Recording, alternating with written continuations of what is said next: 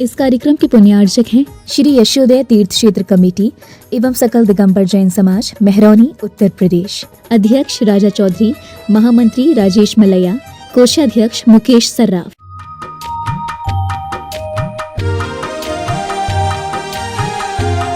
राज्य की बंधुओं, अब चलते हैं अपराणिक प्रक्षणा स्वाध्याय विलयम श्री कायोत्सर्गम करोम।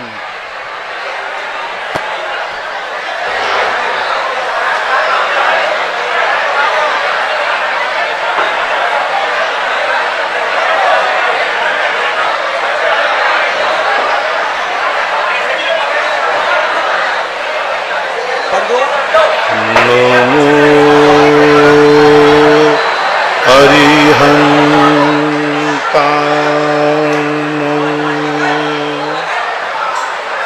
नमो सिद्धार्णो नमो आयर्याणो नमो वज्रयाणो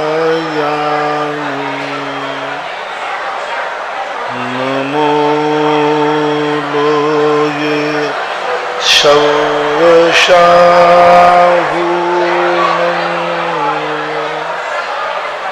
पंच परमेष्टि भगवान के आचार्य श्री गुरुवर कुंद महाराज की, आचार्य श्री गुरुवर विद्यासागर महाराज की, 180 सुधा सागर जी महाराज की,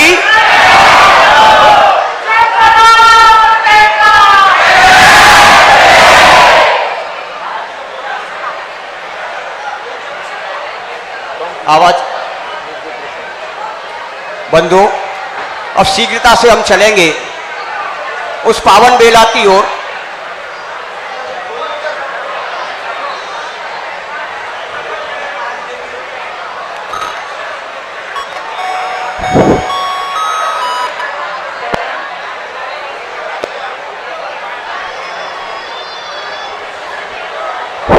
परम पूजनीय निर्यापक श्रवण मुनि श्री सुधा सागर जी महाराज की, सभी श्रोतागण एवं जिज्ञासु पूज्य श्री को नमोस्तु करें।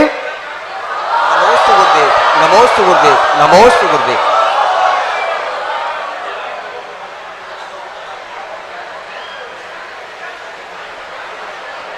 संदीप जैन सागर से पूछते हैं, नमोस्तु महाराज जी, हमें ब्रह्मचर्य पालन करना चाहिए तो उसमें कौन कौन से नियमों का पालन करना चाहिए?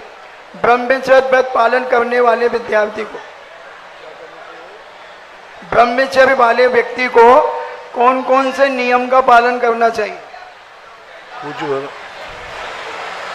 उमा स्वामी महाराज ने तत्वार सूत्र के अंदर पांचों अणुव्रतों की भावनाओं के लिए कहा है।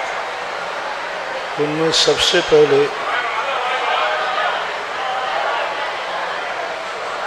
पंचेंद्रियों के ऊपर विषय पर निरोध करने की बात कही। ब्रह्मचर्य व्रत का अर्थ यह नहीं है मात्र कि बाहर संयम धारण करना,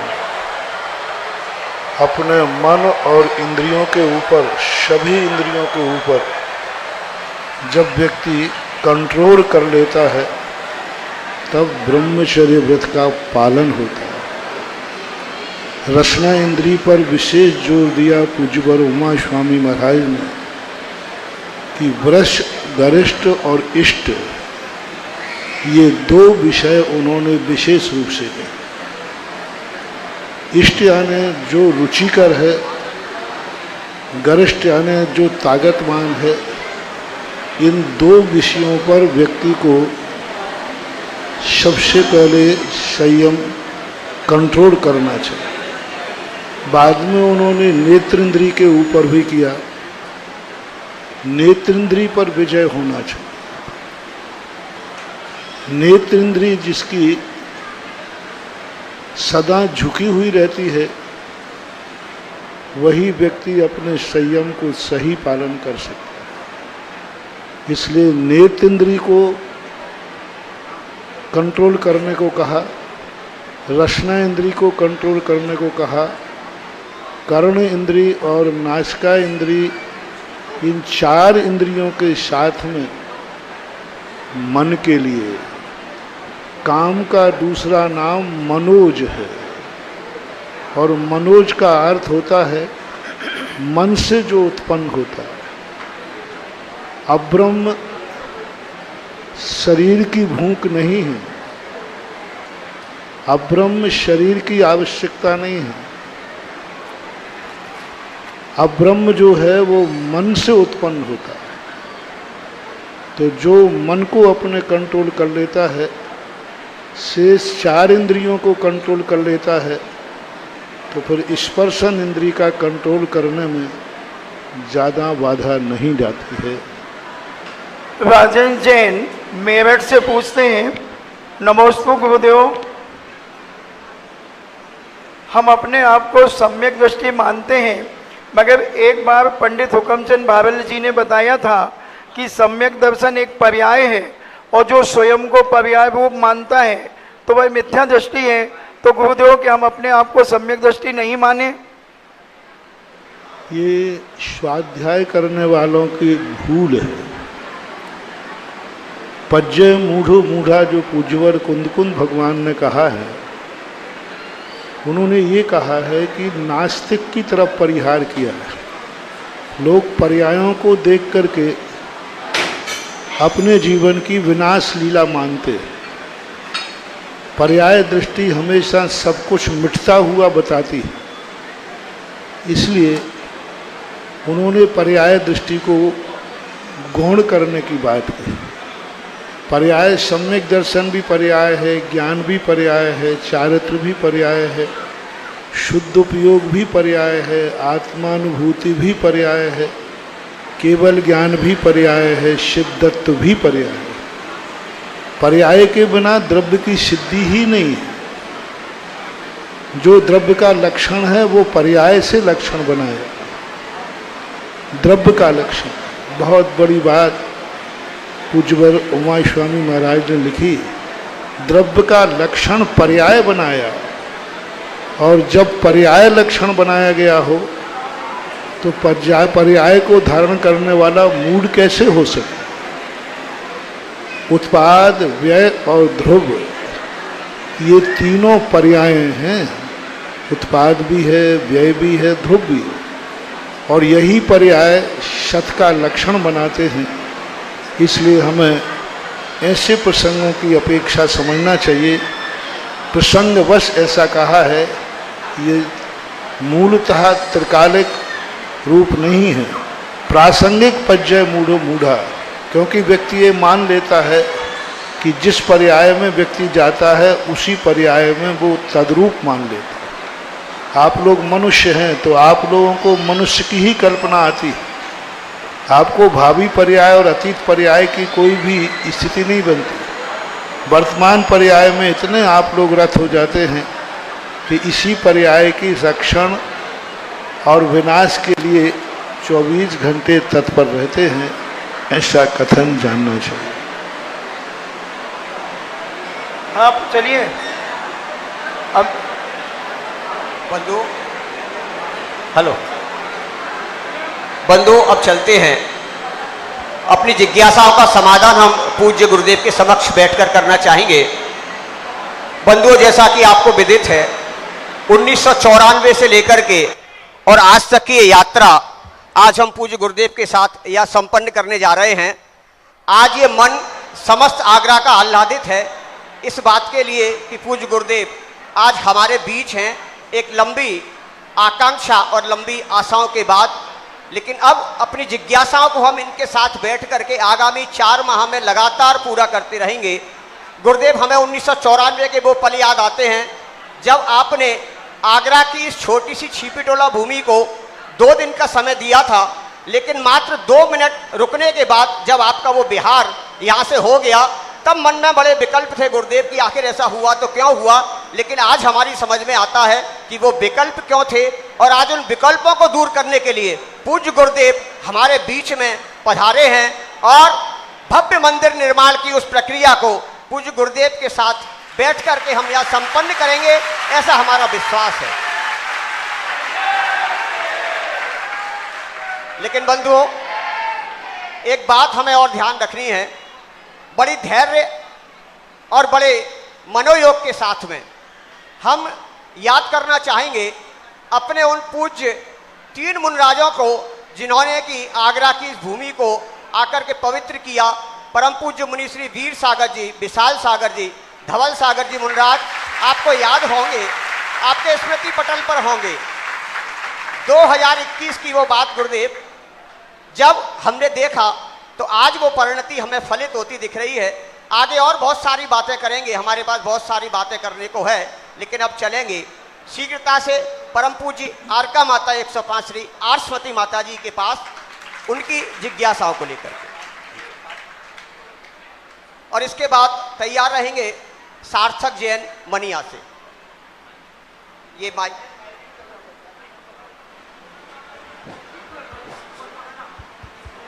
ये माता जी का माइक चालू। हेलो।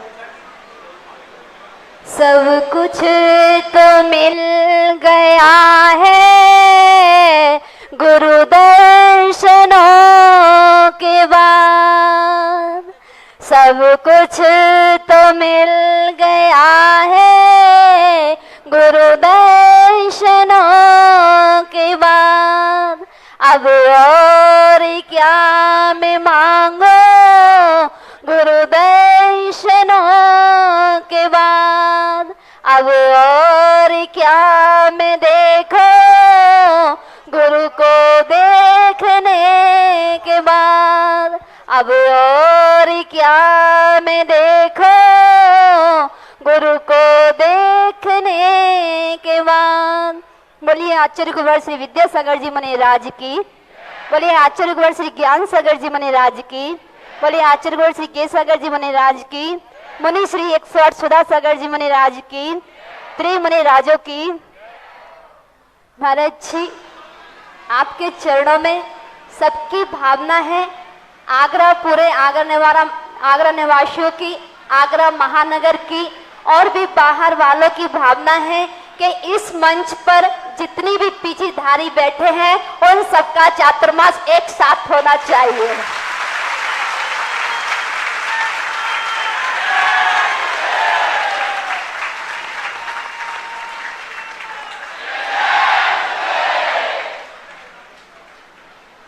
और छिपी टोला में ही होना चाहिए।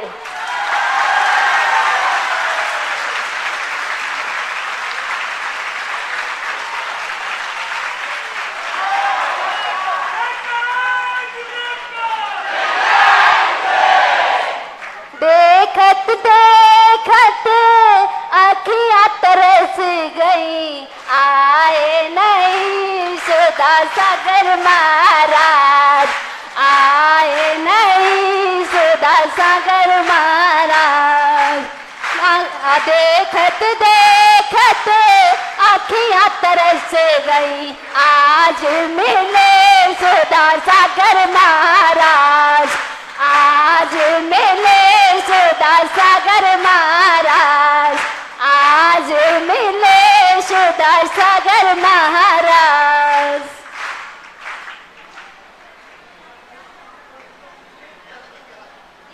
यही प्रश्न है माता जी हमारा कि एक ही मंच पर छिपी टोला में चातुर्मास इस साल का 2023 का मिल जाएगा क्या? क्या होता है जब गुरु सामने होते हैं दुनिया में, गुरु का वचन जो है ओम शांति, ओम शांति शांति, तो गुरु का जो वचन होता है वो अलंग होता है। यदि गुरु आज्ञा के कारण यदि मैं अपनी इच्छा से कर सकता तो ये निश्चित मानते मैं आगरा नहीं आ पाता, ना मेरी ना मेरी इतनी चलने की शक्ति थी और ना ही चल पाता, लेकिन गुरु आज्ञा से ही हो पाए। दूसरी बात, आपको 2 साल पहले का दृश्य मालूम है, जब हमारे एक ही संघ के 2 संघों ने एक साथ चतुर्मास नहीं करा पाए, तो हम तो 3 संघों के लोग हैं।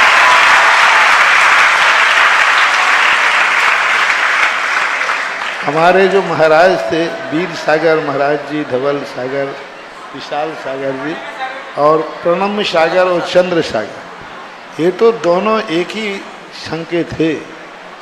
तब भी गुरु महाराज ने 2 साल पहले दोनों का चतुर्मास एक स्थान पे कराया था कि अलग अलग, तो फिर उसके बाद भी प्रश्न करते हो। ये निर्धारण सुप्रीम कोर्ट से होता है, एक साथ चतुर्मास होना कि अलग अलग। एक ही शहर में हमारे संघ के भी कई साधुओं के चतुर्मास होते हैं। अब ये निर्धारण जो है ये हमारे हाथ में नहीं है, ये ऊपर वाले महाराज आचार्य गुरुदेव के हाथ में रहता है। कहाँ किसका उनका आदेश जो है, उसके बाद न हम कुछ सोचते हैं न विचार करते हैं। और आपके लिए सबसे बड़ा सैंपल है 2 साल पहले का एक संघ का चतुर्मास छिपी टोला हुआ था और प्रणम्य सागर जी का हरि पर्वत हुआ था। तो आप उससे अंदाज लगाओ कि क्या होने वाला है और क्या हो सकता है। महाराज लोगों का तो चतुर्मास निश्चित हो चुका है छिपी टोला में, आरिकाओं का चतुर्मास निश्चित हो गया ईदगाह में। अभी हम स्थान ढूंढ रहे हैं।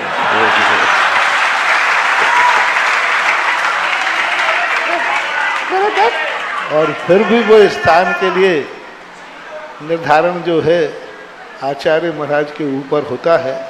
फिर भी देख रहा हूँ कैसा क्या होता है। और अब चलते हैं। गुरुदेव, आचार्य भगवान के आदेश में सब समाहित है। अगर आचार्य गुरुदेव का संदेश आ जाएगा कि तीनों संघ का चातुर्मास एक ही साथ होना है तो कोई अलग अलग नहीं होगा।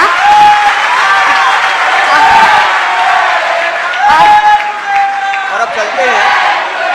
और गुरुदेव, इन भक्तों के पास भक्त कम है, ये 3 जगह कैसे जाएंगे? अगर तीनों संघ एक साथ विराजमान हो जाएंगे तो ये एक साथ आएंगे। मास्टर सार्थक जैन, हेलो, मास्टर सार्थक जैन कृपया शीघ्रता से आवे। और इसके बाद तैयार रहेंगे श्रीमती सोनी छिपी टोला, अपने आप को तैयार रखेंगे। हेलो, परम पूज्य निर्यापक श्रमण मुनि पुंगव सुधा सागर जी महाराज की जयकारा गुरुदेव का। शांति। चल आपके सुने सभी लोग, जिज्ञासा समाधान है। मात एक बार नमस्तु करके सीधी जिज्ञासा करो, जयकारा आदि नहीं। मम आराध्य गुरुदेव के चरणों में त्रैवार नमोस्तु महाराज जी, नमोस्तु महाराज जी, नमोस्तु। मेरी जिज्ञासा ये है कि पाक्षिक श्रावक और नैतिक श्रावक और साधक श्रावक कौन कौन से होते हैं? मेरी जिज्ञासा का समाधान कीजिए महाराज जी, नमोस्तु। पाक्षिक श्रावक वो कहलाता है जो अपने आप में कुछ कर नहीं पाता, लेकिन जो करते हैं उनका पक्ष लेता है, जिसे हम अविरत सम्यक दृष्टि कहते हैं। स्वयं कुछ नहीं करता। नैष्ठिक श्रावक में वो अपनी शक्ति प्रमाण व्रतों का पालन करता है। साधक श्रावक के संबंध में 2 विचारधाराएं हैं। एक 10वीं प्रतिमा और 11वीं प्रतिमाधारियों को साधक श्रावक में लेते हैं, लेकिन पूज्यवर समंत्रभद्र महाराज 11वीं प्रतिमाधारी को ही साधक रूप में ग्रहण करते हैं, जिसे आज प्रचलन में क्षुल्लक शब्द का प्रयोग किया। हालांकि क्षुल्लक शब्द का प्रयोग समंत्रभद्र महाराज ने नहीं किया, पूज्यवर ने वहाँ पर 11 प्रतिमाधारी के लिए मुनि कन वंडे, मुनि के वन में जाकर के वह विश्राम करता है, ऐसा नमोस्तु महाराज जी, नमोस्तु महाराज जी, नमोस्तु। और अब चलते हैं तैयार रहेंगी श्रीमती सोनी जैन, कृपया शीघ्रता से अपने जिज्ञासा को यहाँ प्रश्न करें। और इसके बाद तैयार रहेंगे राजेश जैन आगरा से। राजेश जैन।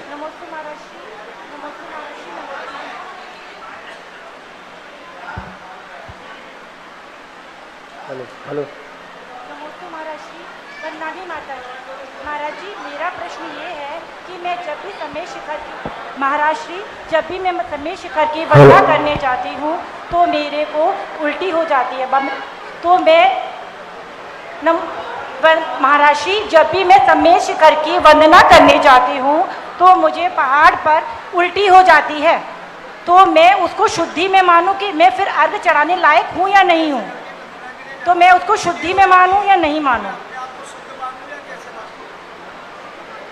उल्टी हो जाती है तो आप लोग यदि विशेष रूप से आपके व्रत नहीं है, उपवास नहीं है, तो कुर्ला कर सकते हैं।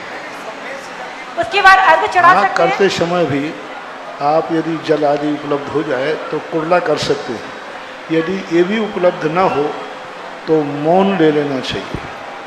हम लोगों को जब इस प्रकार की स्थिति बनती है तो हम लोग मौन धारण कर लेते हैं, क्योंकि कोई भी मुख में गंदगी जाएगी तो हवा जाती है तो उसमें जीव पड़ते हैं, इसलिए मौन धारण कर लेना चाहिए। मौन पूर्वक वंदना करने में कोई बाधा नहीं। आप ग्रस्त हैं तो कुर्ला कर करके वंदना कर सकते हैं। और अब राजेश जैन आगरा शीघ्रता से आएंगे, अपनी जिज्ञासा को पूछेंगे। और इसके बाद तैयार रहेंगे प्रशंसा नीरज जिनवाणी चैनल से।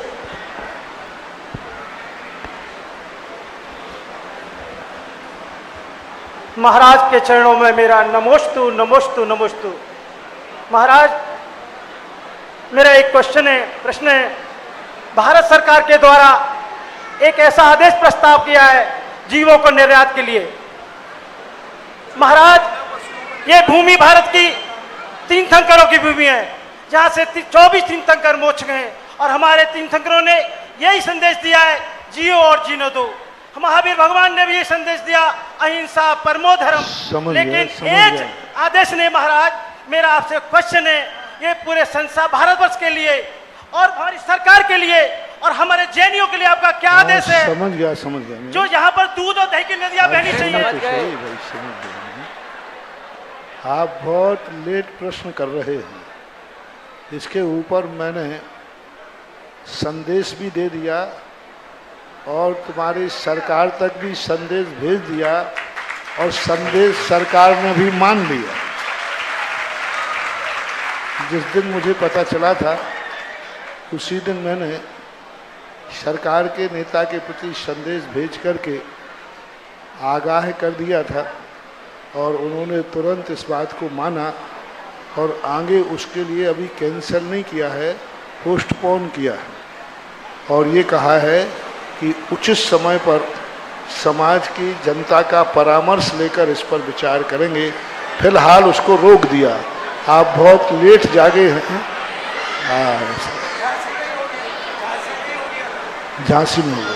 और अब गुरुदेव जिनवाणी चैनल परिवार आपके समक्ष उपस्थित है अपनी जिज्ञासा लेकर के। कुमारी प्रशंसा नीरज जैन जिनवाणी चैनल और जिनेंद्र जैन फ्रॉम कैलिफोर्निया हमारे बीच हैं, कृपया अपने तैयार रहें। हेलो हेलो, ये माइक थोड़ा सा भैया चालू करवाइए। नमोस्तु महाराज जी, आज के प्रवचनों में आपने कहा कि अगर हम ये भावना भाएं कि आपका आहार हमारे चौके में निरंतराय हो तो उसके पुण्य में हमें मजदूरी मिलेगी, और अगर आपका आहार निरंतराय किसी भी चौके में हो, अगर हम ये भावना भाएं तो आप हमें पुण्य में वसीयत मिलेगी। तो महाराज जी, हमें कैसी भावना भानी चाहिए, क्योंकि मन में तो हमारे यही करता है कि आपका आहार निरंतराय हमारे चौके में हो। हम कुछ भी कहें, आपको तो जो भावना भाना है वो भाओगे, क्योंकि एक होती है नीति, तो नीति को हमेशा सुरक्षित करना चाहिए, और एक होती है अपनी नियति, तो जो नियति है वो तो यही है कि अपने चौके में आहार हो, लेकिन नीति ये कहती है कि भावना ये भाना चाहिए महाराज का कहीं भी आहार हो निरंतराय निर्दोष। नीति तो यह है। अब भावनाएं जो हैं ये अलग होती हैं, क्योंकि जब हम किसी चीज़ को अपने तक सीमित करेंगे तो इसका अर्थ हो गया कि हम चाहते हैं कि किसी के होवे या ना होवे हमारे यहाँ हो जावे। तो एक विशद व्याख्या कही थी कि जो इतना विशाल हो जाता है, इतना विस्तृत हो जाता है कि वो अपने लिए नहीं जीता है, वो भगवान के लिए जीता है। वो अपने लिए नहीं जीता है, व्रतों के लिए जीता है। वो अपने लिए नहीं जीता है, नमोकार मंत्र के लिए जीता है। वो अपने लिए नहीं जीता है, गुरु के लिए जीता है। जब ऐसा व्यक्ति के मन में आ जाता है तो उसके अंदर एक ऐसी एक पावर थिंकिंग जागती है, विल पावर जागता है कि वो इतना शक्तिमान हो जाता है, इतना शक्तिमान हो जाता है जितना कि उसने उसके प्रति सोचा है। यदि हम ये सोचेंगे कि गुरु से हमें कुछ मिलेगा तो हमें उतना ही मिलेगा जितना हमारा पुण्य है, मजदूरी मिलेगी। और यदि ये हो जाए कि नहीं, गुरु से हमें कुछ नहीं चाहिए, हम गुरु के कितने काम आ सकते हैं, तो मजदूरी नहीं वसीयत मिल जाती है। हनुमान की जो बात मैंने कही थी, हनुमान ने राम से कुछ नहीं चाहा, सदा राम के लिए जिए, राम के लिए लड़े, राम के लिए जिंदगी समर्पित कर दी। उन्होंने भगवान से नहीं चाहा, भगवान के लिए समर्पित रहे। आज उसका परिणाम ये है कि श्री राम की अपेक्षा हनुमान का मंदिर ज़्यादा है दुनिया में। कारण क्या है कि वो अपने लिए नहीं जिए, वो सब अपने आराध्य के लिए जिए। तो एक विशद व्याख्या बताई थी कि अपने अंदर वो शक्ति जागृत करना है जो शक्ति हमें किस्मत से भी आगे ले जाए, भाग्य से भी आगे ले जाए। जो नियत धारा है उस नियत धारा का भी उल्लंघन करके आगे चला जाए, तो वो शक्ति हमें कब जागेगी जो हम भाग्य की रेखाओं से भी आगे निकल जाएं। और वो शक्ति जब जागती है जब हम दूसरे के प्रति, आदर्श के प्रति हमारी भावनाएं समर्पित करते हैं तब। नमोस्तु बोलोगे। और अब चलते हैं Jinendra Jain, CA from California, USA. Please mic इन तक पहुंचा दिया जाए। नमोस्तु महाराज, गुरुवर के चरणों में त्रिवार नमोस्तु नमोस्तु नमोस्तु। महाराज जी, विगत 3 वर्ष से कैलिफोर्निया में मैं कार्यरत हूँ और ऐसा लगता है कि आने वाले 6-7 साल और कैलिफोर्निया में ही कार्यरत रहना पड़ेगा। तो महाराज श्री 2 क्वेश्चंस हैं मेरे। एक फर्स्ट क्वेश्चन तो है, क्योंकि ये हमारे शुभ कर्म और अशुभ कर्म का उदय है कि हम भारत से कैलिफोर्निया गए और गुरुओं का सानिध्य नहीं मिल पा रहा। और दूसरा प्रश्न महाराज मेरा है, मेरा 6 वर्ष का बालक है, तो उसकी जो अपब्रिंगिंग हो रही है अमेरिकन कल्चर में हो रही है, तो एक पिता के क्या कर्तव्य है मेरे पुत्र के प्रति, सो दैट वो देखो, अब अर्थ का युग है। मैंने अभी 2 दिन पहले इसी पर प्रवचन दिया था। अर्थ के युग में व्यक्ति अपना सब कुछ छोड़ देता है, जीवन के लिए नहीं। भारत में आजीविका नहीं है सो बात नहीं है, लेकिन भारत में वह जो ऐसो आराम या बहुत कल्पनाएं हैं, महत्वाकांक्षाएं हैं, वो न पूरी होने के कारण से व्यक्ति विदेशों में जाता है। दुर्भाग्य है भारत का कि सबसे ज़्यादा NRI भारत के हैं दुनिया में। आज भारत का जन्म लेने वाला बालक, इस माँ के पास बालक को, अच्छे बालक को पढ़ाने की शक्ति नहीं। हमारे बालक विदेश में पढ़ने जाते हैं, कोई विदेशी बालक कभी भारत पढ़ने नहीं आते। अमेरिका भारत में NRI नहीं बनते, भारतवासी बनते। तो ये हमारी पृथ्वी का दोष नहीं है, हमारे लालच का दोष है। हमारे अंदर जो एक अर्थ के प्रति आकर्षण बना है, अर्थ ही जीवन है, अर्थ ही जिंदगी है। अर्थ जहाँ मिले वहाँ दौड़ो, भागो। कितना भी उसके लिए त्याग करना पड़े तो कर दो। इस महत्वाकांक्षा के कारण व्यक्ति भाग रहा है। अब इसके लिए तो आप लोग विदेशों में रह करके क्या संस्कार दे सकते हो, वो वहाँ के कल्चर के ऊपर प्रभावित होता है। अब कितना तुम अमेरिका की में बच्चे को इंडियन बना पाओगे, भारतीय बना पाओगे, ये तो आपके ऊपर आधारित है। आप जैसे भारत से अमेरिका चले गए, क्या आप ये प्रयास कर सकते हैं कि बेटे को अमेरिका से भेज दें, बेटे को अमेरिका से भारत, उसको ऐसी पढ़ाई करें कि वो अमेरिका से भारत भाग के आ जाए, तो फिर तुम्हारा जो कर्जा है वो बराबर बैठ जाएगा। तुम भले चले गए लेकिन बेटे को यहाँ भेज दिया।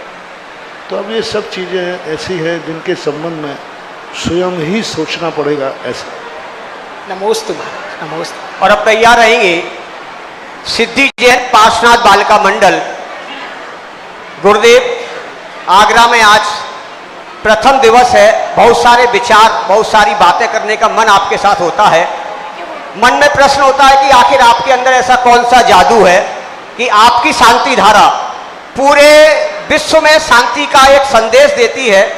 आखिर वो ऐसी क्या जादू है आपके पास कि जब जहाँ जिस शैली में, जिस मंदिर में, जिस प्रभु के पास आपके द्वारा शांति धारा की जाती है, वो शांति धारा अपना एक अलग असर दिखाती है। गुरुदेव, कमला नगर शैली हमको याद आती है आगरा की, कि वहाँ जब आपने शांति धारा का प्रारंभ कराया, आज वो शैली समृद्ध है अपनी उस शांति धारा के माध्यम से। उसी शांति धारा का प्रभाव इस आगरा की तमाम शैलियों में होने के लिए हम लोग बड़े प्रयत्नशील हैं और हम इस बात के लिए आपसे अनुनय विनय करते हैं कि कल इस प्रातः से इस शिपिटोला के मंदिर से ये प्रार्थना सभा नहीं है, जिज्ञासा सभा है। जिज्ञासा करिए। जी महाराज। सिद्धि जैन कृपया अपनी बात रखें। कोई भी और अब तैयार रहेंगे जिज्ञासा करें। आशु जैन छिपिटोला। नमोस्तु महाराष्ट्री। महाराष्ट्री, काफी समय से मेरे मन में जिज्ञासा थी कि अपन का अशुभ कर्म का उदय है वो अपन के जीवन में क्यों आता है, और जब भी आता है तो अशुभ कर्म के उदय में हम असफलता ही पाते हैं, कभी सफलता नहीं पाते। तो इस समय हम अपने मन को कैसे शांत करें?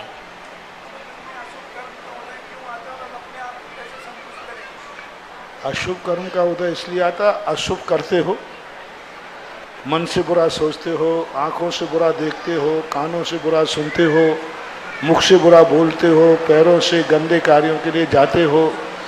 जब बुरा करते हो तो बुरा कर्मोदय में आता है। कोई देता नहीं बुरा कर्म। बुरे कर्म हमारे द्वारा की हुई अपराध की सजा है। जेल में कोई जब भी भेजता है जब हम अपराध करते हैं, तो अपराध करना छोड़ दें तो अशुभ कर्म का उदय आएगा ही नहीं। अपराध हम करते जाएंगे तो अशुभ कर्म का उदय आएगा। बचने का एक ही उपाय है, जो अपराध कर चुके हैं उनका खेद व्यक्त करो और भविष्य में वो अपराध हम नहीं करेंगे। ये दो नियम जो ले लेते हैं वे अशुभ कर्मों से बच जाते हैं। और अब तैयार रहेंगे आशु जैन और इसके बाद अपने आप को तैयार रहेंगे मनोज जैन तेहरा। नमोस्तु महाराज जी। महाराज जी, मेरा प्रश्न है कि आजकल जो पाश्चात्य संस्कृति है यानी अमेरिका वेस्टर्न कल्चर में होता क्या है कि 17-18 साल के युवक युवतियां बिना किसी शादी के लिव इन रिलेशनशिप में रहना शुरू कर देते हैं। ऐसा वेस्टर्न कल्चर में महाराज जी बहुत चलता है और देखने में आ रहा है कि महाराज जी ये इंडिया में भी शुरू हो चुका है और अपनी जैन समाज में भी इसके बहुत सारे उदाहरण देखने को मिल गए हैं कि 17, 18, 16 वर्ष के युवक युवतियां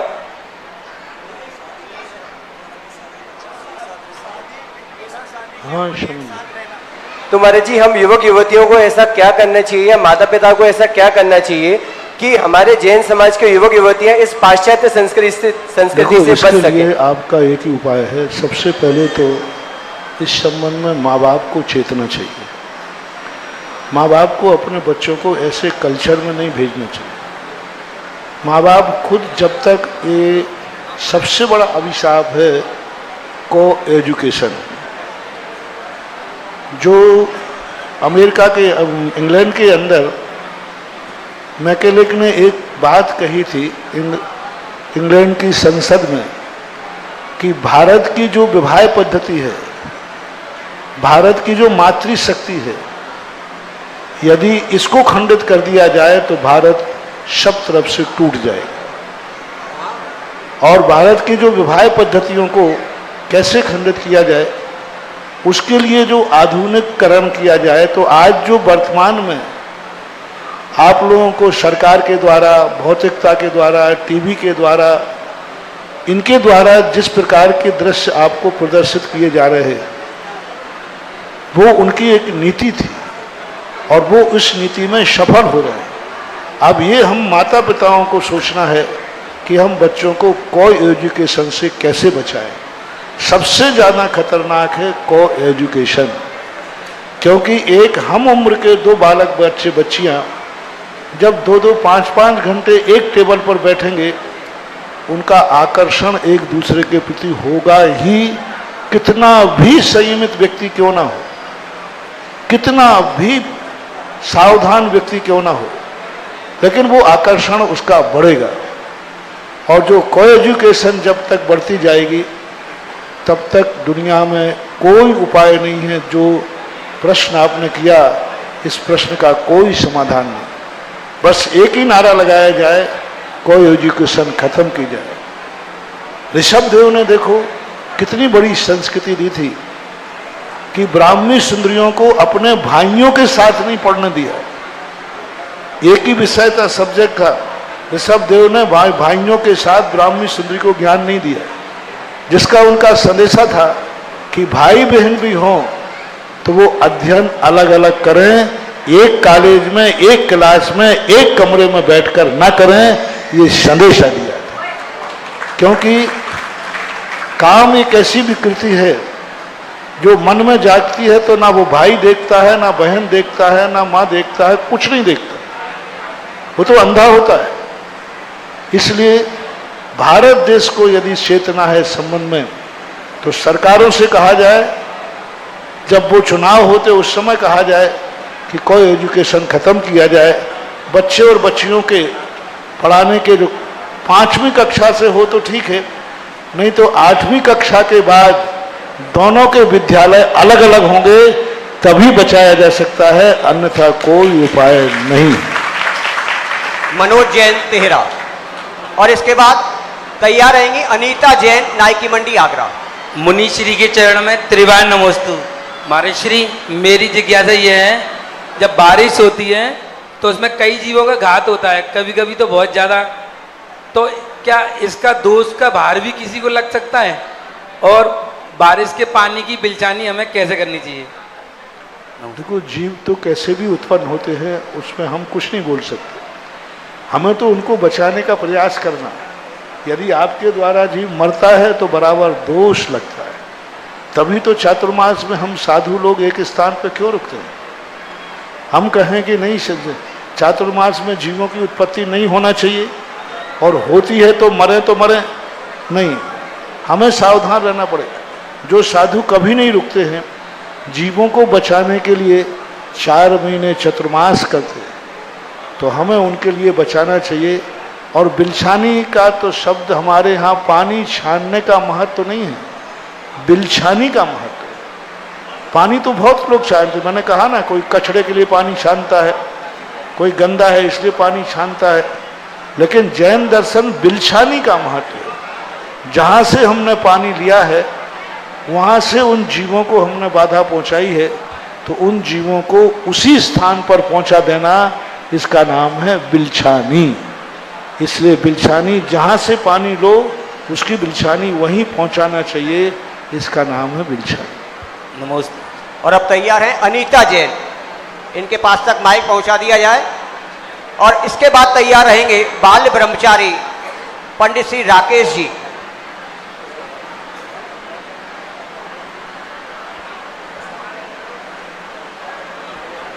हेलो, कृपया माइक शीघ्रता से पहुंचा दें। मोक्ष मार्ग की ओर बढ़ते हुए इन चरणों में अनंतानंतु बार नमो। चुल्लक जी महाराज छामी, हारिका माँ को वंदामी। महाराज जी, तन की भूख के लिए तो भोजन है, लेकिन मन की भूख को मिटाने के लिए क्या उपाय है वो बताइए। मन की भूख होती ही नहीं है, लालसा होती है। एक लालसा होती है, कई लोग खाते कुछ भी नहीं लेकिन खाने की लालसा होती है। तो जो मन की लालसा में अटके हुए हैं वह मूर्ख कहलाते हैं। पेट की भूख में जो अटके हैं वो तो फिर भी ठीक है, मन की भूख है ही नहीं फिर भी वो भूखा घूम रहा है, तो ये उसकी अज्ञानता है, मूर्खता। और अब बाल ब्रह्मचारी पंडित श्री राकेश जी अपनी जिज्ञासा पूछेंगे और इसके बाद तैयार रहेंगे श्री प्रवीण नेताजी। परम पूज्य ओम बचत नहीं, परम पूज्य मुनि पुंगव श्री सुधा सागर जी महाराज के श्री चरणों में त्रैवार नमोस्तु निवेदित करते हुए उनके चरणों में विनती करता हूँ। गुरुवर लंबे समय का जो इंतजार था वो ऐसा लग रहा है हजारों रात का सपना आज पूर्ण हुआ है। मात्र आपके श्री चरणों में मेरी इतनी तमन्ना है, जिज्ञासा तो मैं 1 मिनट 8 सेकंड के बाद रखता हूँ कि तमन्ना की ओम शांति जिज्ञासा मान। मेरा निवेदन ये है महाराज जी, मेरे जीवन की तमन्ना ये है कि हम जब शास्त्रों में पंच परावर्तन का स्वरूप पढ़ते हैं तो अंतरंग से आत्मा कांप जाती है। हे गुरुवर, कैसे इस संसार के बंधनों से मुक्ति प्राप्त करके इस पंच परावर्तनों से छूटे। नमोस्तु गुरुवर। संसार से मुक्ति पाने की तड़फन से मुक्ति नहीं मिलने वाली। पूज्यवर कुंद महाराज ने शमयसार के मोक्षाधिकार में लिखा कि कोई अपराधी जेल में बंद है और बंद जेल में मात भावना कर रहा है कि मुझे मोक्ष मिल जाए, तो मोक्ष मिलने वाला नहीं है। इसके 2 तरीके हुए। पहला तरीका है कि जो अपराध कर चुका है पहले शांति के साथ उसकी सजा भोगे। दूसरा पुरुषार्थ है कि इतनी अपना आदर्श प्रस्तुत करे, जेल में रह करके भी इतना आचरण अच्छा करे कि वो आदर्श जेली बने, तो पूरी सजा के पहले भी उसकी सजा माफ कर दी जाती है और वो जा जाता है। इसी प्रकार संसार में एक तरीका कर्म किया है तो भोगो। दूसरा तरीका है कि हम इस संसार में अच्छे तरीके से लें, व्रतों के साथ अच्छा सोचें, अच्छा देखें, अच्छा बोलें, अच्छा सीखें और हम इतने अच्छे बन जाएं कि जो कर्मों की सजा हमें मिली है वह बीच में ही माफ होकर के हमें मोक्ष का दरवाजा खुल जाए। ऐसा करें। श्री प्रवीण नेताजी और इसके बाद तैयार रहेंगे श्री चक्रेश जी जिनवाड़ी चैनल। हेलो, नमोस्तु गुरुदेव, नमोस्तु गुरुदेव, नमोस्तु गुरुदेव। 14 वर्ष के वनवास के बाद आज हमको पूरा जिज्ञासा करें, ये सब चीजें करने की जरूरत नहीं। गुरुदेव, हमको आपका आशीर्वाद वचन ये 5 महीने ही तो मिलेगा, लेकिन हम चाहते हैं 2 महीने और इसमें बढ़ा दिया जाए। ओम शांति। चलिए आगे बोले। चक्रेश जी जिनवाड़ी चैनल, कृपया माइक इन तक पहुंचा दिया जाए। आप लोग थोड़ा और इसके बाद तैयार रहेंगे। ओम शांति। आप अनुशासनहीनता कर रहे हैं, जिज्ञासा समाधान चल रहा है। एक बार बोल दिया, कोई प्रार्थना नहीं, कोई भावना नहीं, ओनली प्रश्न कर सकते हो आप। प्रश्न करने की जरूरत। सभा कौन सी है उस सभा का ध्यान रखना चाहिए, ऐसा नहीं करना चाहिए। अपना प्रश्न रखेंगे। गुरुदेव के चरणों में त्रैकालवार नमोस्तु। गुरुदेव, ये जिज्ञासा मीनाक्षी जैन बूंदी की है। उन्होंने लिखा है कि 64 रिद्धि विधान की उन्होंने 10 पूजा थी, लेकिन किसी ने उनसे ये कहा कि ये विधान तो उद्यापन में करते हैं, इसकी तो अलग से पूजा है। इसके बारे में कृपया बताएं, पूजा, विधान और जाप कैसे करें। नमोस्तु गुरु। विधान और जाप कैसे करना चाहिए? 64 रिद्धि विधान का जो जाप है, 64 रिद्धि जो किताब लिखी हुई है उसमें जाप भी लिखा है। हर रिद्धि का एक अलग अलग जाप दिया है, उसको आप पढ़ लीजिए। और अब तैयार रहेंगे राजीव जैन और हेमंत जैन। कृपया आप सम्मिलित रूप से अपने प्रश्न को पूछें। और इसके बाद तैयार रहेंगे राजीव जैन फ्रॉम आगरा यूनिवर्सिटी, अपने आप को तैयार रखेंगे।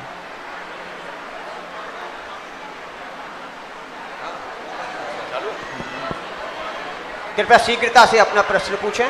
नमोस्तु गुरुदेव।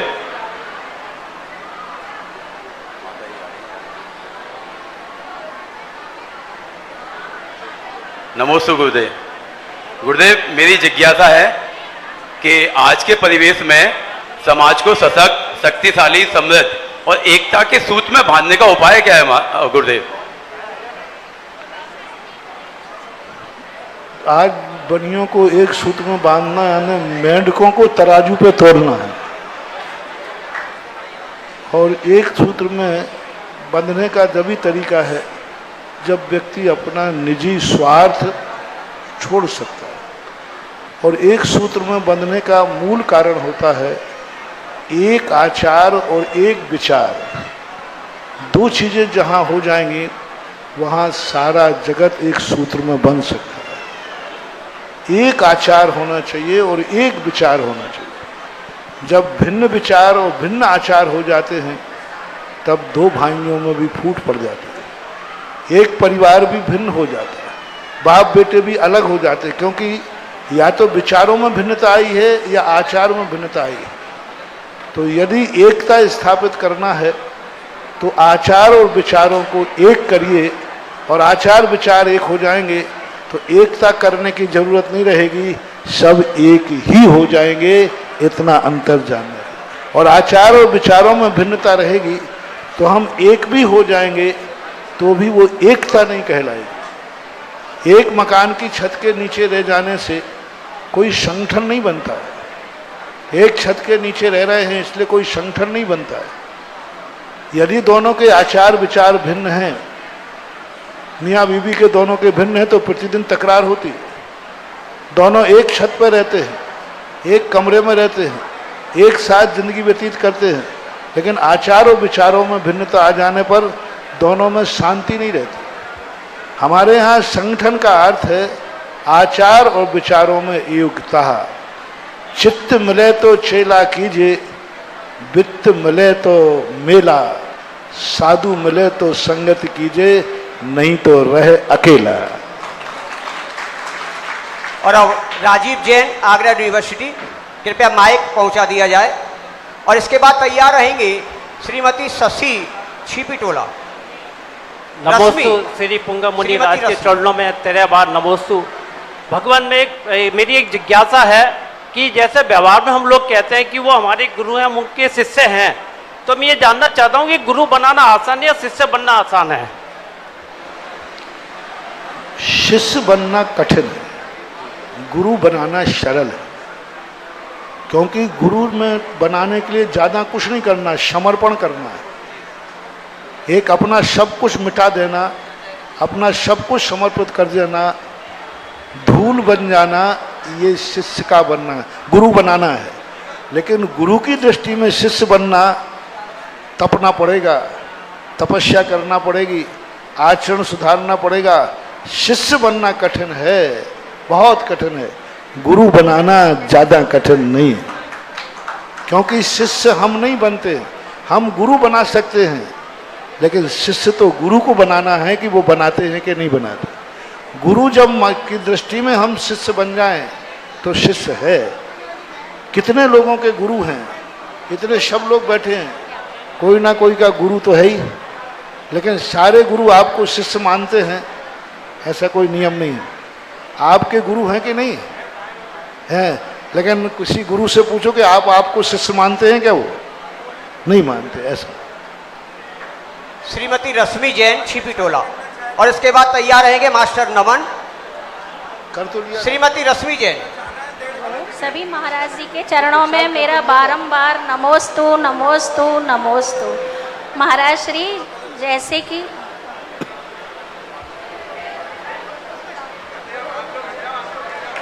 महाराज श्री भगवान के अष्ट प्रातिहार में सिंहासन प्रातिहार का वर्णन आता है, लेकिन कहीं कहीं पर 3 पीठ का भी वर्णन आ जाता है महाराज जी, तो दोनों में अंतर है कि दोनों एक ही हैं? सिंहासन अलग चीज है, वो पीठ का अलग चीज है। पीठका के ऊपर जो विराजमान किया जाता है उसको सिंहासन बोलते हैं। जैसे पीठका होती है ना, पीठका होती है तो पीठका 3 बारी पर पीठका होती है, गंधकुटी, उसके ऊपर सिंहासन विराजमान होता है, उसके ऊपर फिर सिंहासन रखा जाता है। इसी प्रकार की मानना चाहिए। पीठ अलग चीज है, सिंहासन अलग चीज है। नमोस्तु महाराज। और अब नमन जैन, और इसके बाद तैयार रहेंगे राकेश बजाज।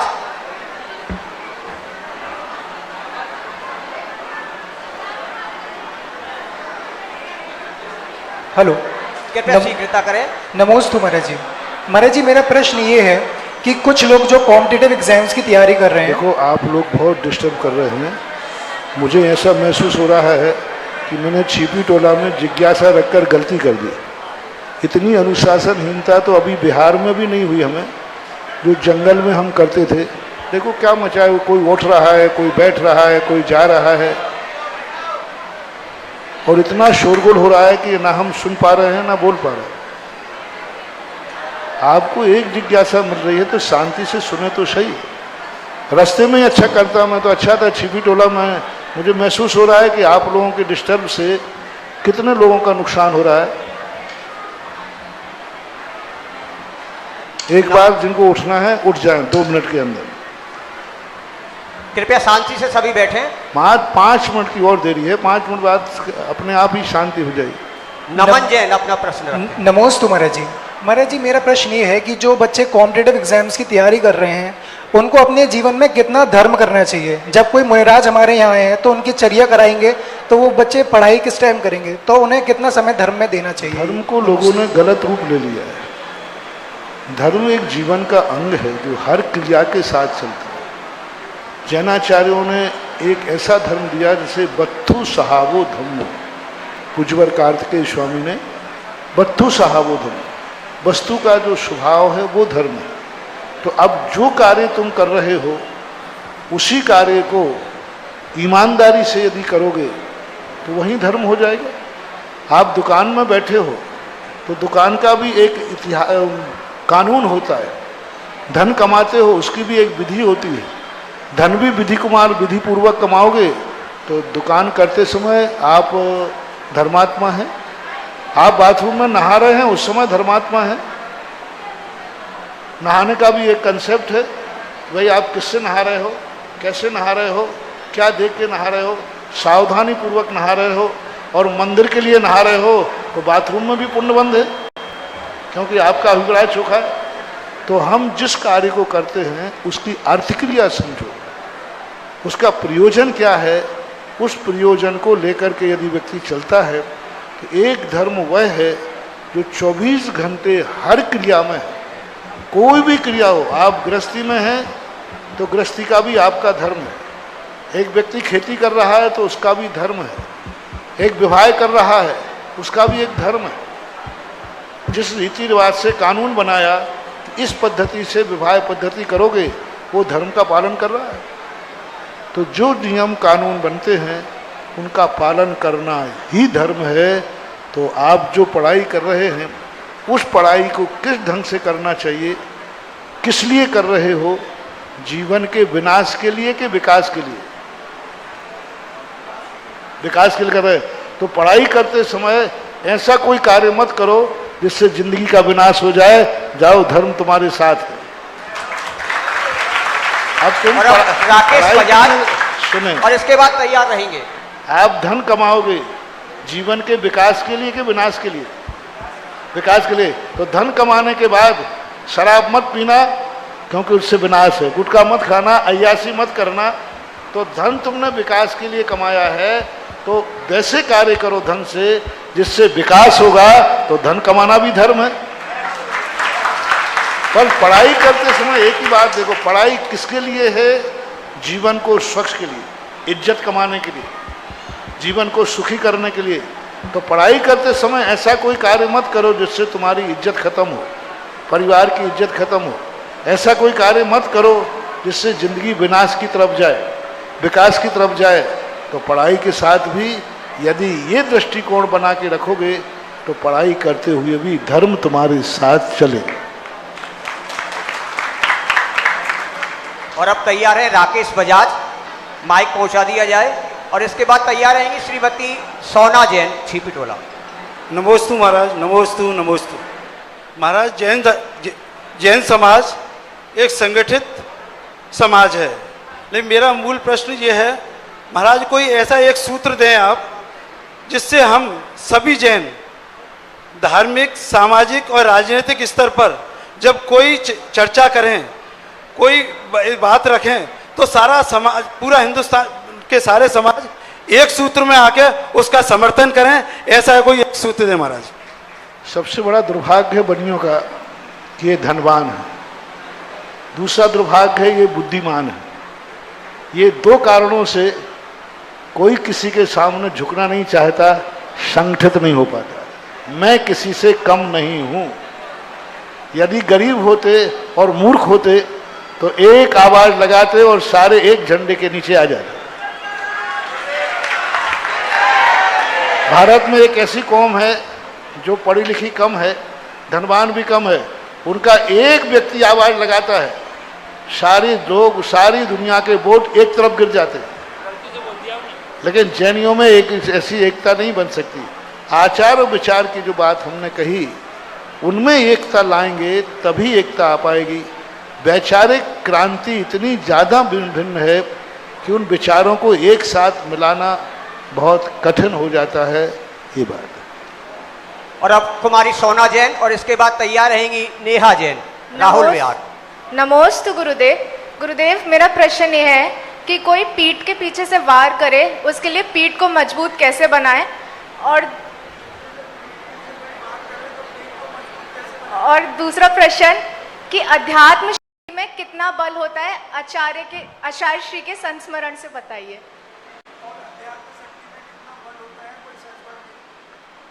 पहली बात तो पीठ पीछे जो वार करता है, हमारे शास्त्रों में कहा है कि व्यक्ति, तीन व्यक्तियों को हमेशा साथ लेके चलना चाहिए, एक आगे और एक पीछे। जो व्यक्ति आगे वाले को भूल जाता है वो रास्ता भटक जाएगा, और जो पीछे वाले को भूल जाता है वो रास्ते में गिर जाएगा। आगे वाला पुण्यवान होता है, हमें उसके पीछे चलना है, और पीछे वाला पुण्यहीन होता है, उसको लेके चलना है। पीछे वाला पुण्यहीन होता है, उसको लेके चलना है। आगे वाला पुण्यवान होता है, उसके पीछे चलना है। यदि ये दो नीतियों को अपनी जिंदगी में अपना लें, ना आगे से वार होगा और ना पीछे से वार होगा। आध्यात्मिक शक्ति का कोई नाप नहीं होता। आध्यात्मिक शक्ति वो शक्ति है जो सारे ब्रह्मांड को हमारे लिए इतनी ताकतवान हमें बना सकती है कि सारा ब्रह्मांड हमारा सब कुछ नाश करता जाएगा, लेकिन हमारा नाश नहीं होगा। अध्यात्म शक्ति वो शक्ति है जो आग में जलाकर मुझे राख कर देगी, लेकिन मेरा कुछ भी बिगाड़ होने वाला नहीं। अध्यात्म शक्ति वो शक्ति है जो घानी में पेल देगा, प्राण निकल जाएंगे, लेकिन आत्मा का कुछ भी बिगड़ने वाला नहीं। जितने साधु महाराज लोग उपसर्ग और परिचय सहन करने की क्षमता आती है, अध्यात्म शक्ति से आती है, कोई सिद्धि से नहीं थी। गज कुमार मुनि के ऊपर सिगड़ी रखी गई, सुकौशल महाराज को शेरनी ने खाया, कोई उनके पास कोई गॉड गिफ्ट नहीं था, कोई मंत्र से उन्होंने अपने शक्ति अर्जित नहीं की। अध्यात्म शक्ति थी कि श्यालनी खाती रही, फिर भी महाराज का कुछ भी नहीं बिगड़ा। ये अध्यात्म शक्ति का सबसे बड़ा उदाहरण है। कितने कितने बड़े उपसर्ग आए महाराजों पर, मात्र उन्होंने अध्यात्म शक्ति के बल पर जीता है, ना कि कोई मंत्र तंत्र के बल पर। और अब नेहा जैन और इसके बाद तैयार रहेंगे श्री राजीव गोदा। नेहा जैन, राहुल विहार। गुरुवर को मेरा बारंबार नमोस्तु। महाराज श्री, छना जल प्रयोग में लाने के लिए जो हम किचन में, बाथरूम में, सब जगह छनिया बांधते हैं, तो जब गर्मियों में छनिया सूख जाती है तो उसमें जो जीव रह जाते हैं वो मर जाते हैं, तो उनको किस प्रकार बचा सकते हैं? तो आप लोगों को खुद इस प्रकार की सावधानी रखना चाहिए। अब यही तो मैं कह रहा हूं कि नल के पानी में बिलछानी होती ही नहीं है, पर छानना चाहिए। कम से कम उसमें एक फायदा है। एक है बिलछानी का, जो मैंने कहा, जीवों को बचाना। दूसरा है कि चाहे वो नल का पानी हो, कोई भी पानी हो, छानना चाहिए। जीव नहीं बचेगा ये बात अलग है, लेकिन जीव भक्षण से तो बच जाओगे, जीव भक्षण से तो बच जाओगे। एक पैर से चींटी मर जाना और एक व्यक्ति चींटी को खा ले, वे दोनों में सबसे बड़ा पाप क्या है? खाना। तो कम से कम वहाँ जीवों को तुम नहीं बचा पाए, कम से कम उस मांस भक्षण से तो आप बच जाओगे। इसलिए छन्ना तो लगाना ही चाहिए, हो सके दोनों पापों से बचो, नहीं है तो एक से बचना है, जितना हो सकता है करना चाहिए। और अब अंतिम प्रश्न राजीव गोदा, कृपया शीघ्रता से आवे।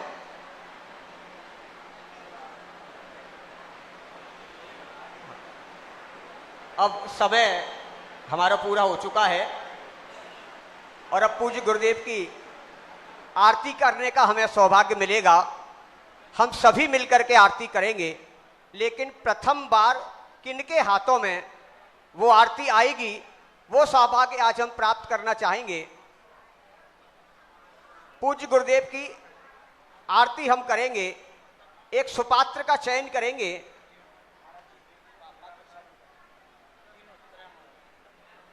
और अब त्रय मुनिराजों का पाद प्रक्षालन की प्रक्रिया पूज्य मुनि पुंगव सुधा सागर जी महाराज के पाद प्रक्षालन ये तीनों मुनिराज संपादित कर रहे हैं। करतल ध्वनि आप करते रहें। कितना सुंदर दृश्य है। सभी बैठ जाएं, अभी सभी बैठ जाएं अपने अपने स्थान पर। अभी अपने को पूज्य गुरुदेव की आरती करनी है और उसके बाद हम सभी यहां से, और आरती की बोली आप लगाइए। कौन ऐसा सौभाग्यशाली पात्र होगा?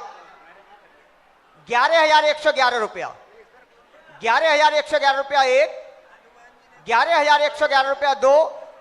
पूज्य गुरुदेव की आरती करने का सौभाग्य 15,515 रुपया, 15,515 रुपया एक, 51,151 रुपया, 51,151 रुपया एक। पूज्य गुरुदेव की आरती करने का सौभाग्य, कौन वो सौभाग्यशाली पात्र होगा? 51,151 रुपया, 51,151 रुपया एक, दो, ढाई, पौने तीन और ये 51,151 रुपया एक, दो, ढाई।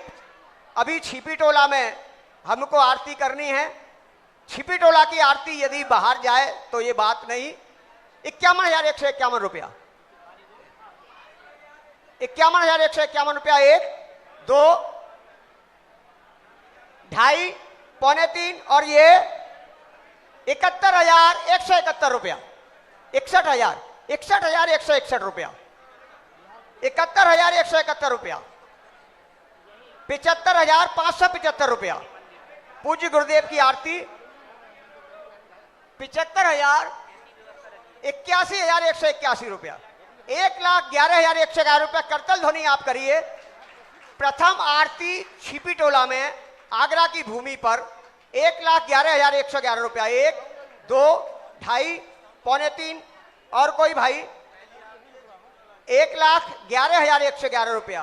प्रथम आरती है, सोच लीजिए प्रथम सौभाग्य आपको मिलेगा। 1,11,111 बंधुओं छिपी टोला की पावन धरती पर वर्तमान के समंत्र भद्र मुनि पुंगव श्री सुधा सागर जी महाराज अरसे बहुत अरसों के दिन पधारे हैं। उनकी प्रथम आरती करने का सौभाग्य 1,11,111 रुपया, 1,21,221, 1,21,221 वर्तमान के समंत्र भद्र परम पूज्य मुनि पुंगव श्री सुधा सागर जी महाराज 1,31,131 छिपी टोला की इस पावन धरती पर 1,41,441, 1,41,441 वर्तमान के समंत्र भद्र मुनि पुंगव श्री सुधा सागर जी महाराज 1,51,551 बहुत लंबे समय के बाद आज इस धरती को पावन किया है।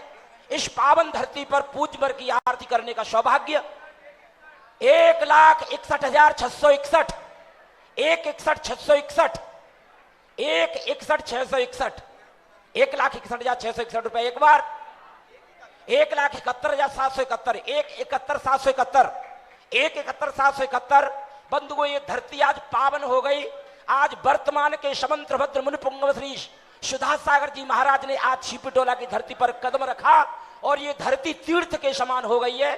ऐसे पूज्य वर के पावन चरणों की आरती करने का सौभाग्य। 1,81,881, 1,81,881, 1,81,881 रुपए एक बार, 1,81,881 दो बार, 1,81,881, 1,91,991। बोलो वर्तमान के समंत्रभद्र मुनि पुंगव सुधा सागर जी महाराज की। 2,11,111, 2,11,111, 2,11,111 एक बार, 2,11,111 रुपए दो बार, 2,11,000, 2,21,221। मैं पुनः कह रहा हूं, वर्तमान के समंत्रभद्र मुनि पुंगव श्री सुधा सागर जी महाराज का पदार्पण प्रथम बार बहुत अरसे के बाद इस छिपटोला की पावन नगरी में हुआ है, और ये हॉल में तो शायद पहली बार है। 2,31,331।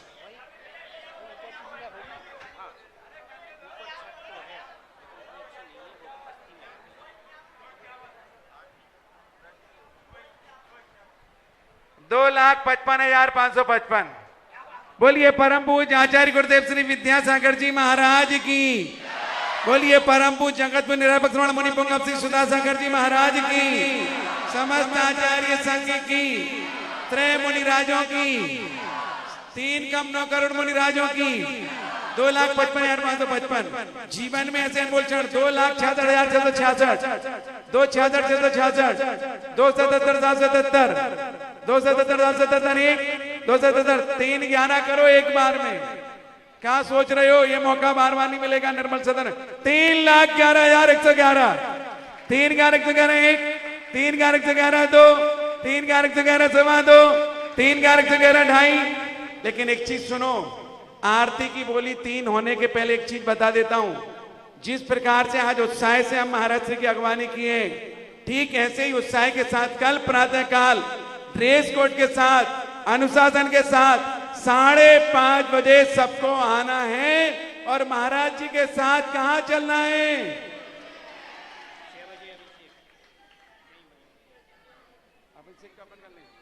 और आप सब आएंगे।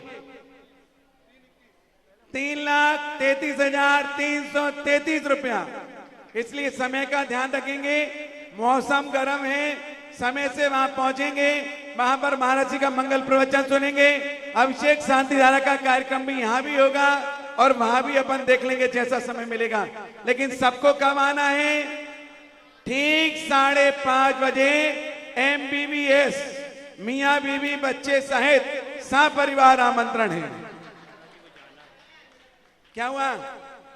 3,33,333 1 2 बहुत कमाया, बहुत कमाएंगे, लेकिन आगरा की पावन धरा में 3,55,555 रुपया।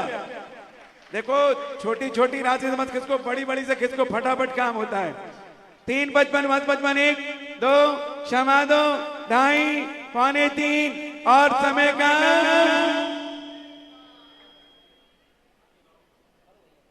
3। नाम दीजिए, आ जाइए। पवन कुमार जी, पवन कुमार, राजेंद्र कुमार, धौलपुर हाउस वाले। क्या बात है, जोरदार तालियां।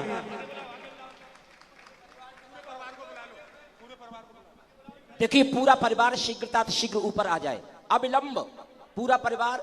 श्रीमान पवन कुमार जी, राजेंद्र कुमार जी जैन, धौलपुर हाउस, छिपटोला, आगरा, ऊपर आ जाइएगा। दूसरी बोली है ना, आइएगा। दूसरा सौभाग्य जिनको प्राप्त होगा, कहां से प्रारंभ करें? दूसरा सौभाग्य शीघ्रता करें, कहीं से भी प्रारंभ करें। 1,11,111, 1,11,111। दूसरा सौभाग्य 1,11,111।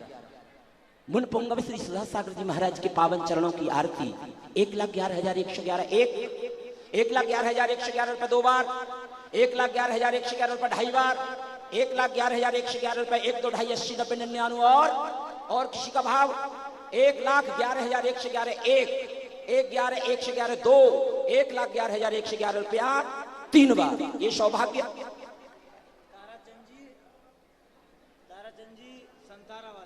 ये सौभाग्य प्राप्त किया श्रीमान श्री ताराचंद जी जैन संतारा वाले, कोटा, हाँ राजस्थान। क्या बात है, बहुत सुंदर। आइएगा, वो भी परिवार ऊपर आ जाए। पवन कुमार, राजेंद्र कुमार, धौलपुर हाउस जो भी हो ऊपर आ जाएं, अपना मंगल दीप ले लें और गुरुवर की पावन आरती करने का आपको सौभाग्य प्राप्त हुआ।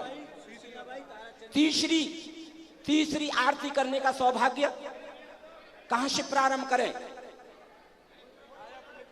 मैं भी आ जाऊंगा, दो ही बहुत है, आ जाओ दोनों परिवार। कोटा वाले भैया जी आ जाएं और पवन भैया कह रहे हैं आप भी पंडित जी साहब आ जाओ, तो मैं भी आ रहा हूं।